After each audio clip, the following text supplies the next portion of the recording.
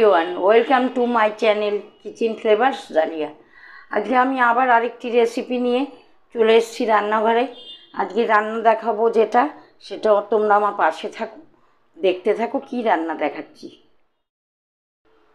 আজকে রান্না আমি দেখাবো ঝিঙে আলু পোস্ত। আলু ছোট করে কেটে নিয়েছি, একটু হালকা আমি বয়েল করে নিয়েছি। আর ঝিঙে কেটে এখানে ঝিঙে নিয়েছি 3খানা নিয়ে আমি ঝিঙে আলু পোস্ত করব। তার জন্য পোস্ত, পুরোটাই পোস্ত, কোনো সর্ষে দেওয়া হয়নি।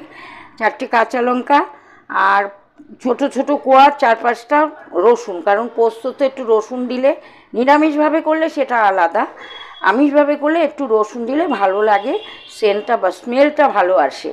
তার জন্য পোস্ত বেটে নিয়েছি। এবার আমি কড়াইতে তেল দিয়ে দিয়েছি, পরপর কি দিচ্ছি, কিছুই দেওয়ার নেই, এর মধ্যে হলুদও দিয়ে দিয়েছি পোস্তর মধ্যে। আমি জাস্ট খালি কালো জিরা ফোড়ন দেব।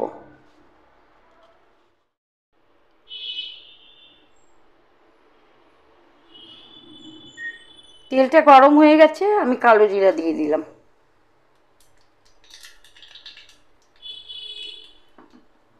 এবার দিয়ে দেবো সেদ্ধ করা আলুটা।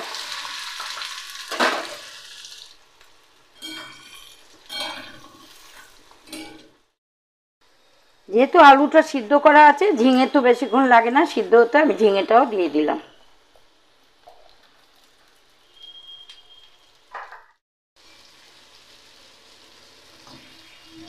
ঝিঙে আলুটা মজে গেছে, এবার আমি পোস্তটা দিয়ে দেবো।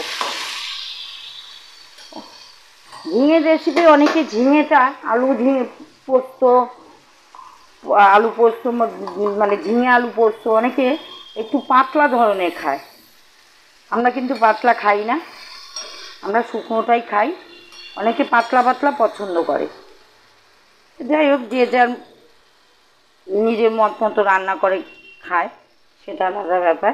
আমি কিন্তু এর মধ্যে চিনিও দিয়ে দিয়েছি। এবার আমার দেওয়া বাকি আছে লবণ, আন্দাজ মতো আমি লবণ দিয়ে দিচ্ছি।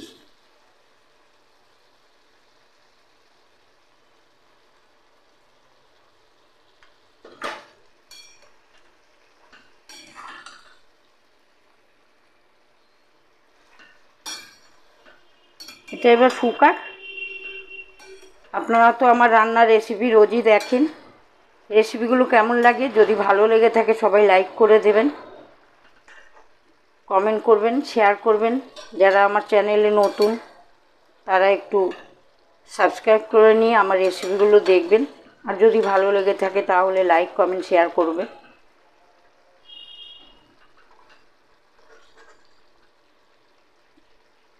এটা একটু শুকিয়ে আসুক, তারপর আমি আসছি। আলু পোস্তটা কিন্তু কমপ্লিট হয়ে গেছে রান্না।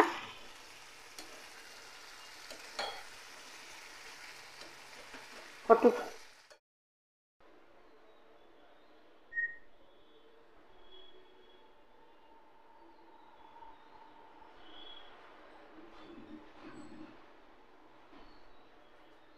আজকের আলু পোস্ত রেসিপি তোমাদের সবার কেমন লাগলো? যদি ভালো লেগে থাকে তাহলে একটা লাইক করে দিও, কমেন্টে জানিও। আর যারা সাবস্ক্রাইব করোনি আমার চ্যানেলে এখনও, তারা সাবস্ক্রাইব করে নিয়ে আমার রেসিপিগুলো দেখো। ভালো লাগলে লাইক করো তোমরাও, যারা নতুন আমার চ্যানেলে। এইভাবেই দেখতে থাকো আমার চ্যানেলে নতুন নতুন রান্না। আর যারা দেখবে পুরো ভিডিওটা প্রথম থেকে শেষ পর্যন্ত দেখবে। সবাই ভালো থেকো, সুস্থ থেকো। এই গরমে আমার আর কিছু বলার নেই, নিজেও অসুস্থ। সবাইকে বলছি সবাই সুস্থ থেকো, ভালো থেকো।